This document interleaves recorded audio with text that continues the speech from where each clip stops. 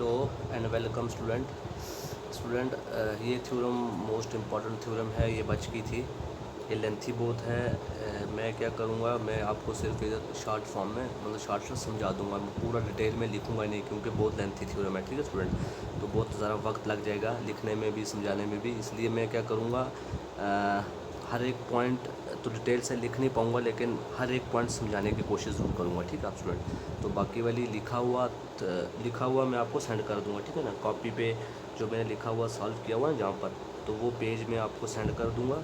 आप लोग वहाँ से डिटेल में लिख लें और समझें।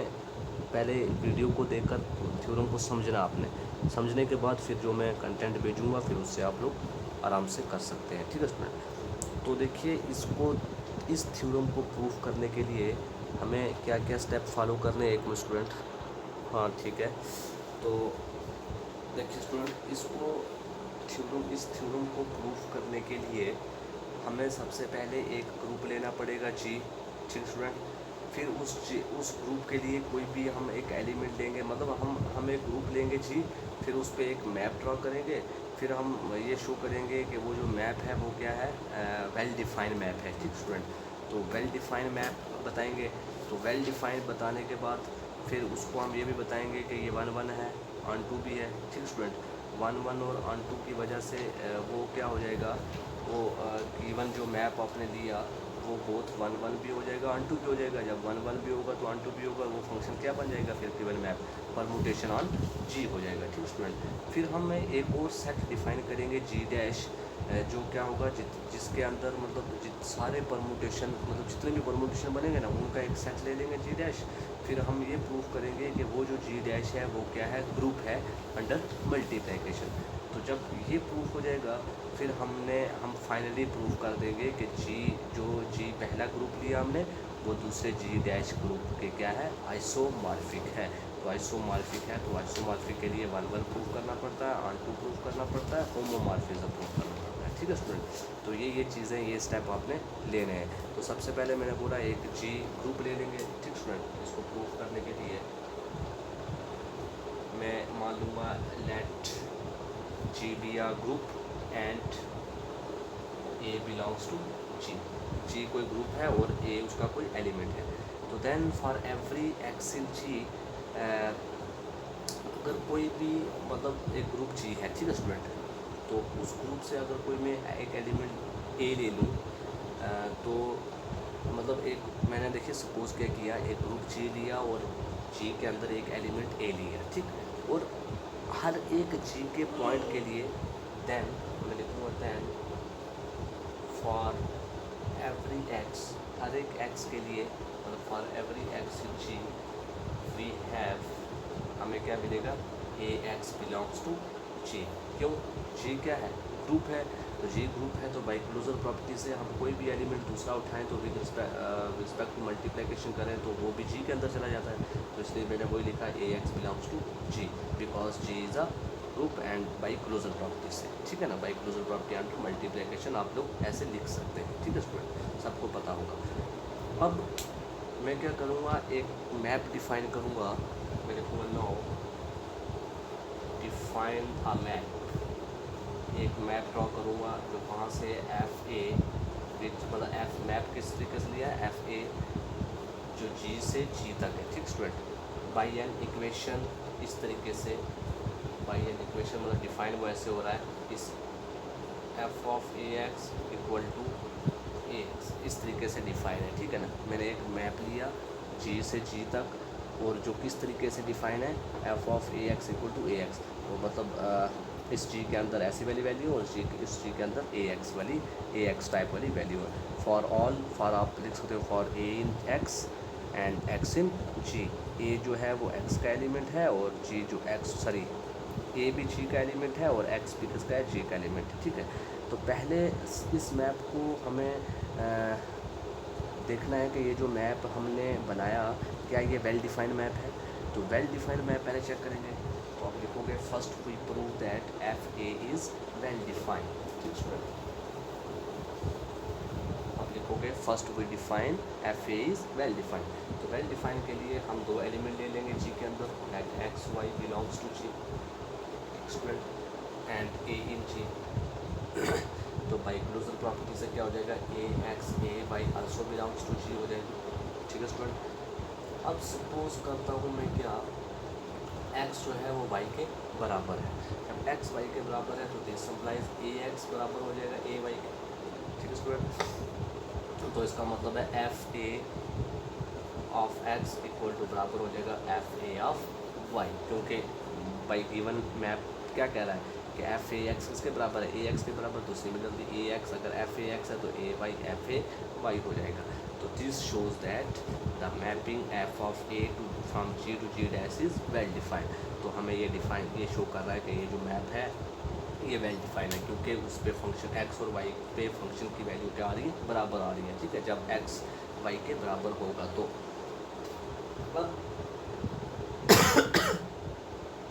नेक्स्ट मैंने ये प्रूव करना है कि एफ ए जो है, ये जो मैप आपने दिया एफ ए, ये क्या है, परम्यूटेशन है।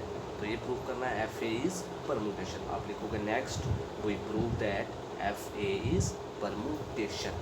तो परम्यूटेशन प्रूव करने के लिए आप लोग देखिए क्या करना है हमने।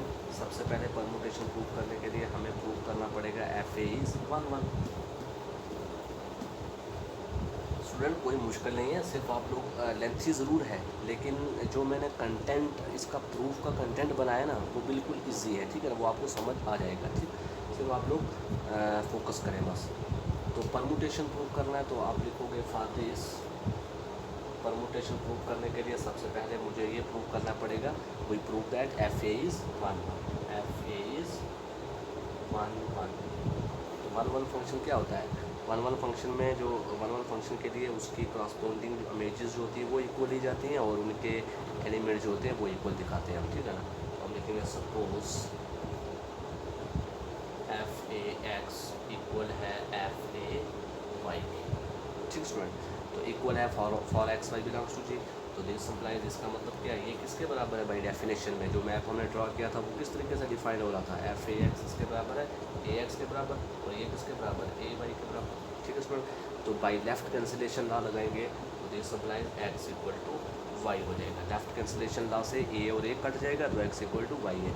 तो therefore F A, therefore the map F A from G to G is 1 1। ये क्या हो गया, 1 1 हो गया। ठीक स्टूडेंट, अब हमने क्या बताना है, एफ ए इज़ ऑन 2। तो एफ ए इज़ ऑन 2 के लिए एफ ए इज़ ऑन, तो ऑन 2 के लिए हमें कोड डोमेन में एक एलिमेंट लेना पड़ेगा। तो मैं लिख लेता हूँ let us consider, let us assume X belongs to G codomain. ठीक है स्टूडेंट, मतलब कोड डोमेन में एक एलिमेंट देते हैं ना, फिर उसका दिखाते हैं कि उसका इमेज जो है वो डोमेन में है। तो कोड डोमेन में मैंने एक एलिमेंट लिया जी। सिंस अब चूँकि ए जो है वो भी जी के अंदर है, तो दिस इम्प्लाइज अगर ए जी के अंदर है तो उसका इन्वर्स भी जी के अंदर होगा। क्योंकि जी क्या है, ग्रुप है। तो ग्रुप के लिए हर एक एलिमेंट का इन्वर्स भी एग्जिस्ट करता है। तो इट मीन्स अगर ए जी के अंदर है तो उसका इन्वर्स भी जी में होगा। तो देयरफॉर इसका मतलब ये हुआ कि ए इन्वर्स भी जी में है और एक्स भी जी में है। तो this implies A inverse x भी जी में होगा बाई क्लोजर प्रॉपर्टी से आप लिख सकते हैं। ठीक स्टूडेंट, अब देखिए, अब ए इन्वर्स एक्स जो है वो जी के अंदर है। तो देयरफॉर या नो आप ऐसे लिख सकते हैं, now F A of A inverse of X. तो इसको मैं लिख सकता हूँ ना, क्योंकि एफ ए ऑफ एक्स किसके बराबर होता है, ए एक्स के बराबर। लेकिन इधर क्या आ रहा है, F A of A inverse of X, तो वो होता है ए एक्स के बराबर। तो ए का ए और एक्स की जगह पर इधर क्या है, ए इन्वर्स एक्स। भाई एफ ऑफ ए एक्स किसके बराबर है, एफ ऑफ ए एक्स किसके बराबर है, एफ ऑफ एक्स के बराबर। तो एफ ऑफ ए एक्स के बराबर है, तो ए का ए लिखा और एक्स की जगह पर ए लिख लिया, ए इन्वर्स एक्स। ठीक है student, by the definition of given map आप इक्वल टू देखिए, जब ए को अंदर मल्टीप्लाई करूँगा तो ए इन्वर्स और एक्स, तो which is equal to E X, which is equal to x. तो देखिए उसकी मतलब ए इन्वर्स एक्स के लिए जो हमने कोड डोमेन में एलिमेंट एक्स लिया था, उसके लिए उसकी इन्वर्स इमेज क्या होगी, एक्स होगी। तो it means for every x in G, हर एक एक्स जी में जो हम कोडोमेन्स में ले रहे हैं, तो there exist an element a inverse x, एक एलिमेंट एग्जिस्ट करेगा a inverse x such that F A of a inverse of x equal to x, तो therefore F A is onto. ठीक है स्टूडेंट, आई होप आपको ये इतना समझ आ गया होगा। अब उसके बाद देखिए, उसके बाद ये क्लियर हुआ यहाँ से कि ये जो मैपिंग है, therefore the mapping, therefore the mapping f A from G to G, ये क्या है, इज़ बोथ 1 1 भी है एंड ऑन टू भी है, तो therefore F A from G to G is a permutation on G, तो ये क्या है, परमुटेशन ऑन जी।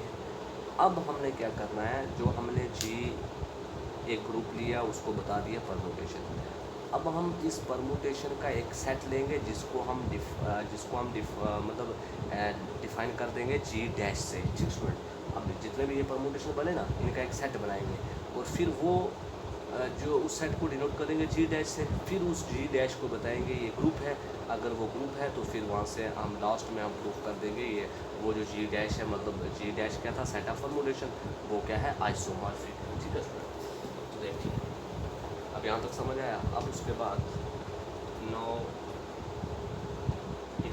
डिफाइन करेंगे जी डैश को, जी डैश के साथ क्या डिफाइन करेंगे, f of a belongs to G, मतलब जी डैश इस तरीके से डिफाइन करना है कि उसके अंदर जितने भी सेट होंगे वो क्या होंगे, सेट ऑफ, मतलब एलिमेंट्स होंगे वो क्या होंगे, सेट ऑफ ऑल परमुटेशन, जितने भी परमुटेशन हमें फाइंड किए ना पीछे, F of A, F of Y, F of B, ये सारे किस फॉर्मेट के हैं, मतलब सारे क्या हैं, परमुटेशन है, तो उनके सेट को हमने कंसिडर कर लिया जी डैश। मैंने लिखा नाउ डिफाइन हम अब करेंगे G dash equal to this, अब दैट इज़, इसका मतलब ये है कि जी डैश क्या है, is the set of all permutation corresponding to the elements of G, कि जी के क्रॉसपोंडिंग, जी क्या था, जो ग्रुप हमने पीछे लिया था, जी के क्रॉसपोंडिंग जितने भी परमुटेशन आपको बने, आपके पास बने, उनका सेट मैंने ले लिया जी डैश। आप लिख सकते हैं that is G dash is the set of all permutation corresponding to the elements of जी।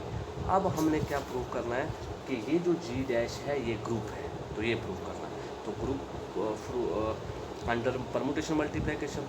ठीक है स्टूडेंट, तो अब ग्रुप के लिए सबसे पहली प्रॉपर्टी होती है क्लोजर एक्साइम, दूसरी प्रॉपर्टी क्या होती है, एग्जिस्टेंस ऑफ इनवर्स, तीसरी प्रॉपर्टी एग्जिस्टेंस, दूसरी प्रॉपर्टी एग्जिस्टेंस ऑफ आइडेंटिटी, फिर एग्जिस्टेंस ऑफ एसोसिएटिविटी, तीसरी एग्जिस्टेंस ऑफ आइडेंटिटी और चौथी एग्जिस्टेंस ऑफ इनवर्स। तो सबसे पहले क्लोजर प्रॉपर्टी के लिए सबसे पहली आप लिखेंगे now we prove that G dash is a group, तो फॉर दिस सबसे पहले क्या आ गई, क्लोजर प्रॉपर्टी। ठीक है स्टूडेंट, क्लोजर प्रॉपर्टी के लिए कोई भी दो एलिमेंट लेते हैं फॉर ए बी इन जी। ठीक है स्टूडेंट, तो दिस सप्लाइज, अगर ए बी जी के अंदर है तो ए बी का प्रोडक्ट जी के अंदर होगा। तो नो अब हमने क्या फाइंड करना है, F of A F of B into X equal to, उसको मैं ऐसे लिख सकता हूँ, F of A into F of B of X लिख सकता हूँ ऐसे में। अब इसको मैं फर्दर ऐसे भी लिख सकता हूँ, एफ ऑफ ए और एफ ऑफ बी एक्स को बी एक्स लिख सकता हूँ by the definition of given group जो मैप दिया था। अब इसको मैं ऐसे लिख सकता हूँ, एफ ऑफ ए को मैं ए बी एक्स लिख सकता हूँ, क्योंकि एफ ऑफ ए किसके बराबर है, ए के बराबर। भाई एफ ऑफ ए के क्रॉसपोंडिंग एलिमेंट्स क्या होगा, ए होगा ना, तो ए बी एक्स, क्योंकि ये पीछे ऑलरेडी मैं डिफाइन कर चुका हूँ। अब इसको मैं ऐसे भी तो लिख सकता हूँ ना, ए बी एक्स। ठीक स्टूडेंट, अब ए बी एक्स को मैं ऐसे तो लिख सकता हूँ ना, f of B of x. ठीक student, sorry, f of A B of x, क्योंकि जैसे एफ ऑफ ए एक्स को लिखते थे ना ए, तो similarly F of A B of, मतलब एफ ऑफ ए एक्स को लिखते थे ए एक्स, तो ए बी एक्स को लिखेंगे F of A B X. तो देखिए F of A into F of B किसके बराबर हो गया, F of A B X. तो क्लोजर प्रॉपर्टी सेटिस्फाई कर रही है। तो सिंस अब चूँकि अगर ए बी जी के अंदर है, तो ए बी अगर जी के अंदर है तो F of A B belong कर जाएंगे जी डैश में। तो अगर F of A B belong करेंगे जी डैश में, तो इट मीन्स उनका प्रोडक्ट भी F of A into F of B भी जी के अंदर चला जाएगा। ठीक है स्टूडेंट, तो क्योंकि देखिए ना, आपको ये F of A F of B समझ नहीं आ रहा, तो आप इधर एक बार देख लीजिए, मैं आपको एग्जाम्पल समझाता हूँ। सपोज अगर जी के अंदर 3 एलिमेंट है, सपोज जी के अंदर 3 एलिमेंट है ए बी सी, ठीक स्टूडेंट। तो जी डैश में क्या ले रहा हूँ, इनके कॉरस्पॉन्डिंग इमेजेस, मतलब F A, F B, F C, इस तरीके से बनते रहेंगे ना। और सिमिलरली अगर मैं जी के अंदर 2 एलिमेंट ले लूँगा एक्स वाई, तो उसका भी बनेगा एफ एक्स एफ वाई, ठीक है स्टूडेंट। ये वही चीज़ है, ठीक है, मतलब कॉरस्पॉन्डिंग इमेजेस, ठीक। तो मैंने उनको जी डैश से लिया और वो उनके पूरे को सेट को हम F A F B F C, ये पूरे जो सेट बनेगा वो क्या होगा, सेट ऑफ ऑल परमुटेशन, ठीक स्टूडेंट। अब मैंने बता दिया कि जी क्या है, सेटिस्फाई कर रहा है क्लोजर अक़साम। तो अब सिमिलरली इसी तरीके से क्लोजर अक़साम सेटिस्फाई कर रहा है, फिर हम एसोसिएटिविटी के लिए भी करेंगे। तो एसोसिएटिविटी हमेशा under multiplication, under permutation multiplication में एसोसिएटिव होल्ड करती है। तो उसको आप सीधा लिखेंगे, generally functions are associative under permutation multiplication. तो इट मीन्स जी डैश के मेंबर जो है वो आल्सो सेटिस्फाई कर रहे हैं एसोसिएटिव एग्जाम। अब एग्जिस्टेंस ऑफ आइडेंटिटी के लिए क्या देखिए, तीसरी प्रॉपर्टी है एग्जिस्टेंस ऑफ आइडेंटिटी। तो एग्जिस्टेंस ऑफ आइडेंटिटी क्या है, एग्जिस्टेंस ऑफ आइडेंटिटी। तो एग्जिस्टेंस ऑफ आइडेंटिटी में मान लेते हैं let e be the identity element in G. तो अगर ई जी के अंदर है तो देन एफ ई जो है वो जी डैश में हो जाएगा। मैं अभी बताया ना आपको, अगर ए जी के अंदर है तो F of A G dash में होगा, ठीक। तो सिमिलरली अगर ए जी में है तो f e belongs to G dash.